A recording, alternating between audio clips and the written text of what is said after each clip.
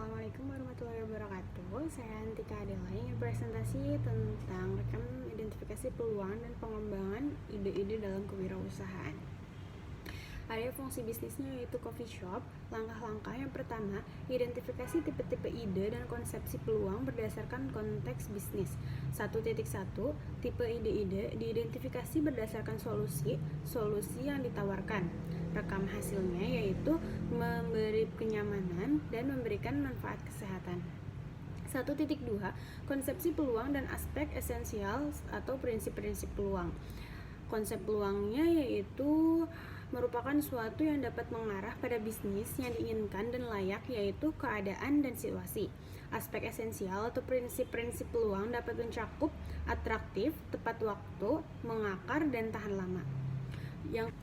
Yang kedua, mengidentifikasi peluang berdasarkan pendekatan kewirausahaan. 2.1 Tren diamati untuk mengidentifikasi GAP, peluang bisnis, dan ide-ide baru. Tren lingkungan strategis yaitu kekuatan sosial, kemajuan teknologi, yaitu teknologi baru, tuntutan teknologi baru, pengguna teknologi baru, dan lambat. 2.2 yaitu masalah suatu sektor atau bidang identifikasi yang dapat menjadi peluang bisnis. Yang pertama, masalah sarana dan prasarana, SDM, komunikasi, dan publisitas. 2.3 yaitu kesenjangan suatu produk atau jasa diidentifikasi sesuai dengan konteks pasar. Kesenjangan suatu produk atau jasa yaitu kesenjangan pasokan dan kesenjangan kualitas. Yang ketiga, mengidentifikasi karakteristik personil wirausaha. 3.1 Pengalaman industri sebelumnya diidentifikasi tim yang dimiliki. Pengalaman industri dapat memberi keuntungan yaitu produktivitas dan pengalaman mengatasi masalah. 3.2 Faktor kognitif diidentifikasi berdasarkan kualifikasi personil. Faktor kognitif dapat memberi keuntungan yaitu sensitif terhadap peluang. 3.3 Jaringan sosial diidentifikasi berdasarkan pengalaman dan jejaring sosial, yaitu jejaring sosial dapat memberi keuntungan yaitu hubungan yang sangat kuat. 3.4 Langkah-langkah kreativitas diidentifikasi untuk membangun ide-ide baru atau yang lebih bermanfaat, yaitu langkah untuk membangun ide kreatif dapat mencakup persiapan, inkubasi, wawasan, evaluasi, dan elaborasi. Yang keempat, membangun ide-ide bisnis. 4.1 Praktek brainstorming dikembangkan sesuai dengan aturan sesi. Praktek brainstorming dapat menghasilkan beberapa gagasan tentang topik tertentu. Pendekatannya berkisar dari seseorang yang duduk dengan catatan dan menulis ide-ide bisnis yang menarik ke sesi brainstorming formal yang dipimpin oleh moderator yang melibatkan sekelompok orang. Aturan sesi brainstorming dapat mencakup yaitu free healing yang merupakan ekspresi bebas dari ide-ide bebas dari peraturan atau pembatasan. Dianjurkan semakin banyak ide semakin baik. Ide gila ataupun ide aneh bisa mengarah pada gagasan bagus atau solusi untuk masalah. 4.2 yaitu focus group dilakukan sesuai dengan kaidah-kaidah FGD. Kaidah-kaidah focus group yaitu 5-10 orang yang terkait isu, membantu menghasilkan ide-ide dan dipimpin moderator yang terlatih. 4.3 yaitu library and internet research dilakukan untuk mengembangkan ide-ide bisnis. Library and internet research yaitu sosial media, blogs, viral, networking, dan website. 4.4 Ide-ide bisnis produk atau jasa diidentifikasi untuk dapat dikembangkan yaitu ide-ide produk jasa yang diidentifikasi. Area fungsi bisnis. Siapa yang tidak mengenal dengan coffee shop, tempat yang biasa dikunjungi oleh kaum anak muda zaman sekarang, untuk nongkrong bersama teman-teman, bahkan bisa untuk mengerjakan tugas. Di sana kita dapat memesan beberapa minuman, bahkan makanan ringan untuk menemani kita ngobrol dan mengerjakan tugas. Untuk coffee shop ini memiliki konsep yang unik dan keramik yang lucu, serta dinding yang dipadukan dengan furniture modern dan juga dinding berwarna putih ditampil secara minimalis dan memberikan kesan hot dan cool dalam suatu ruangan. Sofa dan kursi yang nyaman disertai poster vintage menjadi ciri khas tersendiri pada ruangan ini. Lanjut, untuk buku yang kedua yaitu membangun usaha yang efektif, Junior Business Facilitator. Konsep bisnisnya yaitu produk atau jasanya coffee shop. Langkah-langkah yang satu, menentukan produk yang akan dibuat konsep bisnisnya. Kriterianya 1.1, nama produk atau jasa diidentifikasi berdasarkan karakteristiknya. Untuk nama atau produk yang jasa yang dihasilkan yaitu Cantik Cafe. 1.2, deskripsi produk atau jasa yaitu coffee shop ini memiliki konsep yang unik dan cantik, menggunakan penggunaan kayu pada lantai dan dinding yang dipadukan dengan furniture modern dan juga dinding yang berwarna putih, tampil minimalis dan memberikan kesan hot dan cool dalam suatu ruangan. Sofa dan kursi yang nyaman disertai poster vintage menjadi ciri khas tersendiri pada ruangan ini. 1.3 yaitu bentuk paket penjualan. Untuk bentuk paket penjualannya kita ada terdiri dari satuan. Untuk yang satuan kita menyediakan minuman yang best seller dan makanan ringan biasanya jadi satuan di coffee shop ini. Untuk paket biasanya kita disediakan menyatukan makanan berat dan minuman yang biasa digunakan yaitu seperti iced tea atau mineral water. Yang kedua, mengidentifikasi target pasar.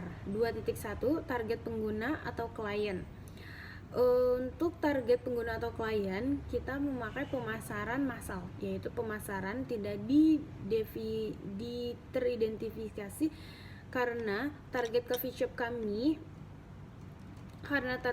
shop kami ini merupakan semua kaum kalangan yang dapat datang ke dalam coffee shop kami ini. 2.2, target lokasi pemasaran diidentifikasi berdasarkan geografi dan demografi. Target lokasi pemasaran yaitu distrik, ingin dikenal daerah sekitar yang terdekat dan akan lebih cepat dikenal di berbagai kalangan tempat. Yang ketiga, identifikasi alasan mengembangkan produk. 3.1, kesenjangan produk atau jasa diidentifikasi berdasarkan hasil survei dan analisa. Kesenjangan produk atau jasa yaitu akses untuk coffee shop kami yang paling mudah untuk dicari orang lain maupun di Maps karena coffee shop kami ini sangat terkenal. Yang kedua, kualitas. Untuk kualitas selalu kami jaga dengan kebersihan rasa dari setiap makanan dan minuman yang kami sajikan dan selalu menjaga kebersihan setiap area kafe kami. 3.2, peluang pasar diidentifikasi berdasarkan hasil survei dan analisa. Peluang pasar yaitu penetrasi pasar, menjual lebih banyak produk di pasar yang ada dan mengembangkan produk, menjual produk baru di pasar yang sudah ada. Untuk yang keempat, mengembangkan fitur spesial. 4.1, tujuan produk atau jasa dan penggunaan. Penggunaan atau produk jasa dan yang kita gunakan yaitu produk kenyamanan. Ini adalah jenis produk yang dibeli konsumen berulang-ulang. 4.2 yaitu fitur-fitur utama yang ditawarkan diidentifikasi berdasarkan analisa tujuan dan penggunaan. Fitur-fitur utama yaitu ciri-ciri kepribadian, dapat mengenal banyak orang dan mengetahui sikap setiap customer yang datang.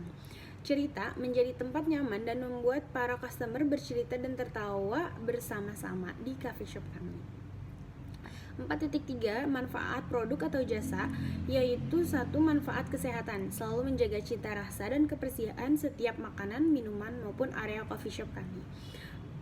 Dan memanfaat kenyamanan, selalu menjadi tempat pilihan ternyaman karena tempat tidak membosankan dan lebih instagramable kekinian yang membuat anak remaja menjadi lebih lama di coffee shop kami.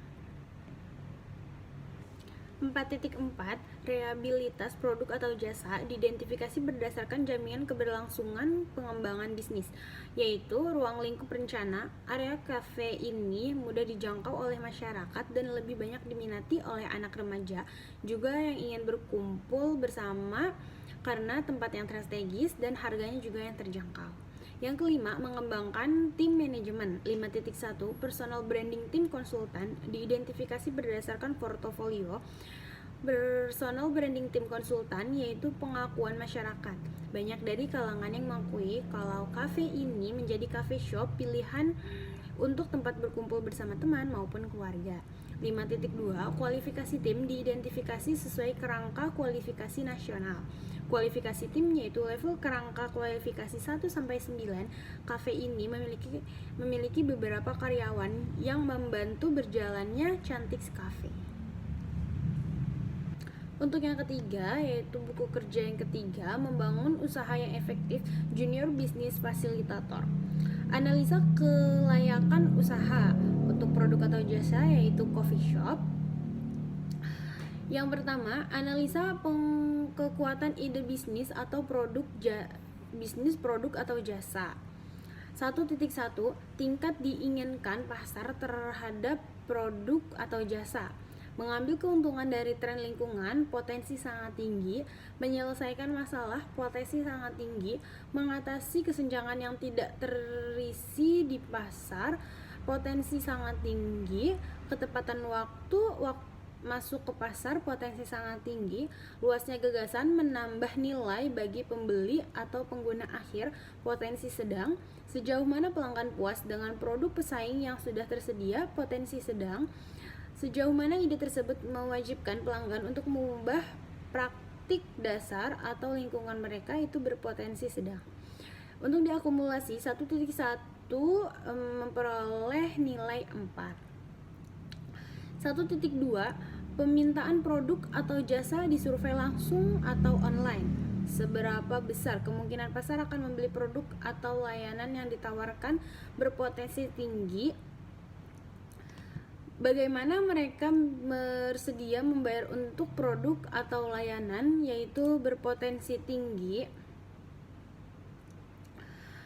Dan di mana mereka dapat menemukan produk atau layanan ini untuk dijual, dan itu berpotensi tinggi. Untuk diakumulasi, 1.2 memperoleh nilai 3. Untuk yang kedua, kelayakan target industri.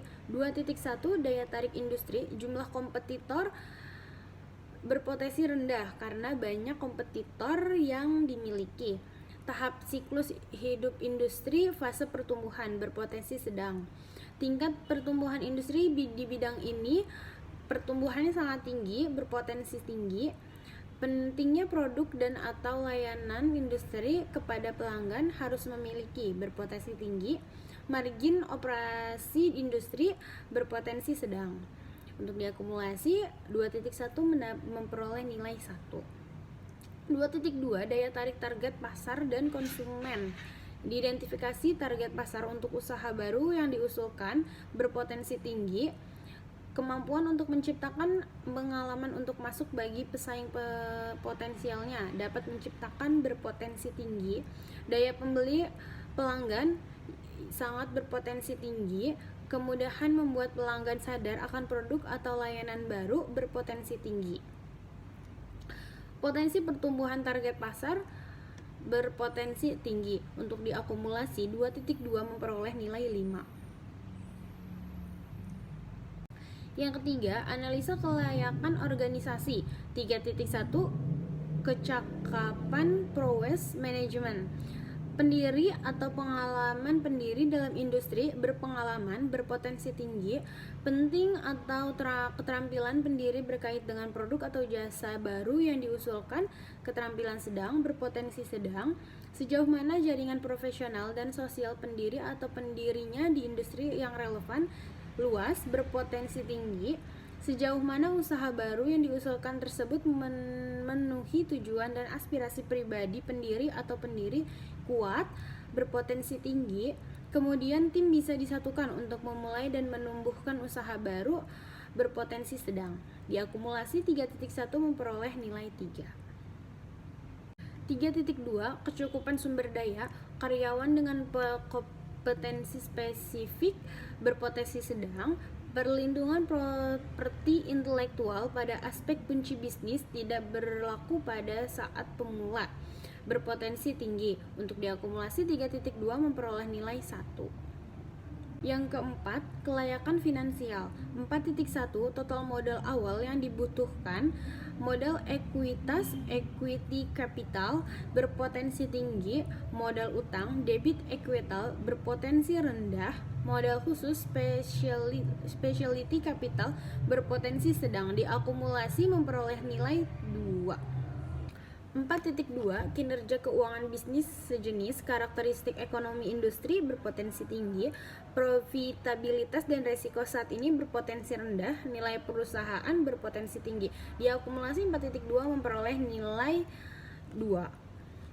4.3 daya tarik finansial keseluruhan, hasil keuangan historis berpotensi tinggi, proyeksi pendapatan berpotensi tinggi, keuntungan setidaknya untuk 3 tahun ke depan berpotensi rendah, margin kantor dan laba sebelum pajak sebagai presentasi dari pendapatan berpotensi rendah, daya tarik relatif terhadap perusahaan lain yang telah Anda lihat berpotensi tinggi. Untuk diakumulasi memperoleh nilai 3. Untuk yang kelima, potensi keseluruhan, bagian 1, kekuatan ide bisnis memperoleh nilai 3.5, sangat layak. Bagian 2, isu terkait industri atau pasar memperoleh nilai 3, sangat layak. Bagian yang ketiga, kelayakan organisasi memperoleh nilai 2, layak. Bagian keempat, isu finansial memperoleh nilai 2.5, sangat layak. Untuk penilaian keseluruhan, diakumulasi memperoleh nilai 2.7,5, yaitu sangat layak. Ringkasannya, ide bisnis yang kita dirikan ini berpotensi sangat layak untuk dikembangkan. Hanya saja masih ada yang harus ditingkatkan dan diperbaiki agar bisnis ini dapat berkembang dengan baik. Segera ditindaklanjuti langkah-langkah pengembangan bisnis tersebut. Terima kasih, sekian presentasi dari saya. Kurang lebihnya mohon maaf. Wassalamualaikum warahmatullahi wabarakatuh.